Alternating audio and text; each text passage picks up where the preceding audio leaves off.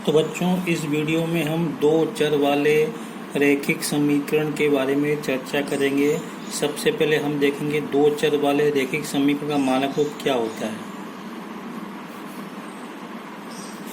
मानक रूप होता है ax plus b y plus c बराबर 0। ये अक्सर परीक्षा में पूछा जाता है। यहाँ पे शर्त ये है कि ए स्क्वायर प्लस बी स्क्वायर का मान 0 नहीं होना चाहिए। ए और बी का मान 0 नहीं होना चाहिए। ए बी सी क्या संख्याएं हैं, दशमलव की संख्या हो सकती है, भिन्न हो सकती है, या पूर्ण या पूर्णांक संख्या हो सकती हैं। तो इसमें एक्स और वाई क्या है, चर हैं जिनकी घातांक कितनी 1। तो ये दो चर में रैखिक समीकरण हैं। अब इसको अगर मैं अलग अलग समीकरण लिखूं तो इनको मैं एक समीकरण इस तरह से a1x plus b1y plus c1 बराबर 0 और दूसरा समीकरण a2x plus v2y plus c2 बराबर 0, इस तरह से हम लिखते हैं।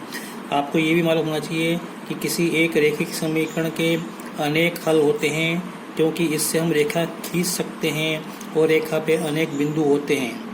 अब इसके बाद हम बात करें, हम दो समीकरण लेते हैं a1x plus b1y plus c1 बराबर 0, a2x plus v2y plus c2 बराबर 0। क्योंकि ये दो समीकरण, इसलिए हमने ये जो संकेत ए बी सी लिए, यहाँ पे a1 b1 c1, दूसरे समीकरण a2 b2 c2। और शर्त क्या है, यहाँ पे a1 square plus b1 square not equal to 0। अब हम बार बार नहीं लिखूंगा, यहाँ पे a2 square plus b2 square not equal to 0 यहाँ पे होना चाहिए। अब इन दोनों समीकरणों को हल करने की विधि है ग्राफ विधि,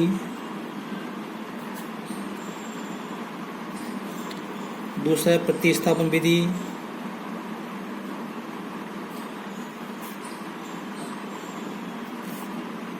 विलोपन विधि,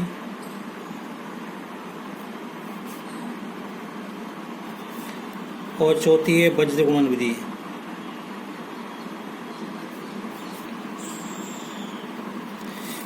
ये विधियां हैं, इनको हल करने के लिए तो मैं एक उदाहरण के माध्यम से मैं आपको समझा रहा हूँ। यहाँ पे देखो, तो ये समीकरण नंबर 1 है और समीकरण नंबर 2। इसमें हमको इन दोनों को हल करना है और हमको x और y के मान निकालना है। तो हम इसमें क्या करते हैं, हम कोई भी एक समीकरण ले लेते हैं। तो समीकरण 1 से हम यहाँ पे क्या करेंगे, हम x का या y का मान निकाल लेंगे। तो सुविधा इसमें है अपने को कि अपन x का मान निकालें, है ना। तो इस एक काम करते हैं, इस -15y को उधर ले जाओ, उधर जाएंगे तो ये माइनस के तो प्लस के हो जाएंगे। तो ये जाएगा 7x बराबर 2 प्लस 15y, यहाँ पे हो गया। अब हमको x का मान निकालना है, तो 7 हटाओ, हटेंगे तो कहाँ जाएंगे, बटे में। x बराबर 2 प्लस 15y बटे 7, इसको हम नाम देंगे समीकरण नंबर 3। अब ये जो समीकरण 3 में जो x का मान आया, ये मान हमको समीकरण 2 में x के स्थान पे यहाँ पे हमको रखना है। यहाँ पे तो लिख देता हूँ मैं यहाँ पे। तो ये समीकरण 1 ये रहा, ये समीकरण 2। तो इसके स्थान पे क्या रखेंगे हम, इसके स्थान पे हम ये 2 प्लस 15y बटे 7। तो लेता हूँ मैं 2 प्लस 15y बटे 7 प्लस 2y बराबर 3। अब हमको बटे से 7 हटाना है। तो 7 कैसे हटेंगे, इन तीनों में इसमें 7 का गुणा कर दो। तो इसमें किया 7 का गुणा, इसमें भी 7 का गुणा किया और इसमें भी 7 का गुणा किया। अगर यहाँ 3 होता तो मैं 3 का गुणा करता, 5 होता तो 5 का गुणा करता। तो अब देखो, ये 7 ऊपर, ये 7 नीचे, तो 7 से 7 क्या होंगे, ये यहाँ पे कट जाएंगे। और ये 7 दूनी 14 और 3 7 21, यहाँ बचेगा 2 plus 15y, 2 plus 15y plus 14y बराबर 21। अब 2 प्लस ये 15y प्लस 14y दोनों जुड़ जाएंगे, तो ये हो जाएगा 29y बराबर 21। अब इस 2 को उधर ले जाओ, तो ये 29y बराबर 21 माइनस 2, तो ये हो जाएगा 19। तो y बराबर आएगा 19 बटे 29। तो y का मान ये आया। अब ये 19 और 29 किसी से नहीं कटेंगे, तो अब हमको y का मान निकाल लिया, अब हमें x का मान निकालना है। फिर सुन लो क्या लिखा है, इन दोनों समीकरणों को हल करना है।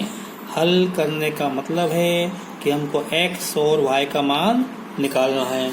तो हम क्या करेंगे, अब ये y का जो मान आया, ये y का मान हम किसी भी समीकरण में रखो यहाँ पे, चाहे x के स्थान, चाहे समीकरण 1 में, चाहे समीकरण 2 में, चाहे समीकरण 3 में। तो हम समीकरण 3 में मान रखेंगे, y का मान यहाँ इसके स्थान पे लिखेंगे।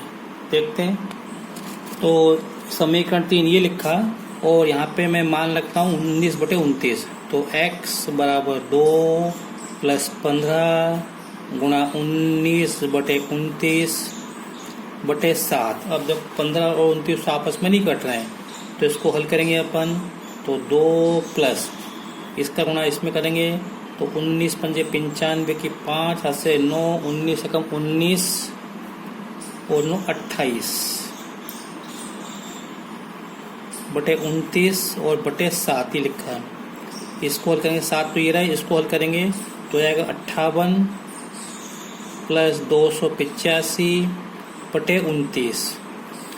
तो ये हो जाएंगे x बराबर 58, इनको जोड़ दो तो इधर ही करता हूँ मैं, इनको जोड़ेंगे तो 5 और 13 की 89 रही 1, 8 और 9 5 14 50 1 2 1 343 बटे 29 और बटे में 7। तो अब हो जाएंगे 343 बटे 29 गुणा ये 7/1 उलट जाएंगे तो हो जाएगा 1/7। अब देखो ये 7 से 343 कट जाएंगे, 7 एकम 7 और 7 × 5 = 35, 7 चौक 28 बचे 6 तो 7 × 3 = 63। बस अब नहीं कटेगा, 29 एकम 29 और 29 एकम 49 एकम 49 और बटे में 29 एकम 29। तो ये आएगा x बराबर 49/29। तो ये हमारा उत्तर आ गया। तो हमारा उत्तर फाइनल, हमको ये x और y के तो मान निकाले थे, तो ये हो गया x बराबर 49/29 और y बराबर आ गया 19/29। ये समीकरण के हल हो गए।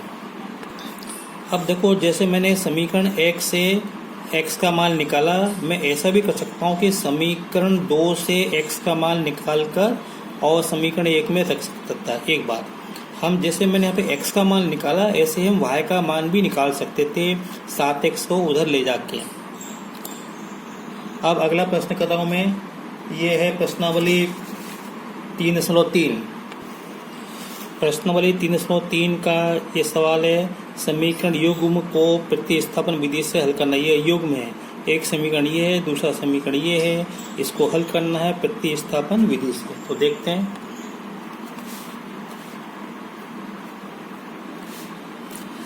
तो ये समीकरण नंबर 1 है, ये समीकरण नंबर 2 है। पिछले प्रश्न में मैंने समीकरण नंबर 1 लिया था, है ना, तो इसमें मैं समीकरण नंबर 2 ले लेता हूँ। तो समीकरण 2 से तो क्या करो, अपने को x का मान निकालना है, तो इस y को उधर ले जाओ, तो y उधर जाएगा तो यहाँ माइनस, तो इधर जाएगा तो प्लस का हो जाएगा। तो x बराबर 4 + x। अब देखो, पिछले प्रश्न में वहाँ पे x के गुणा में 7 था, यहाँ पे नहीं है। अगर कोई संख्या होती तो उसको अपन हटाते तो वो बटे में आती, तो अब इसमें नहीं है। तो ये हो गया अपना समीकरण नंबर 3।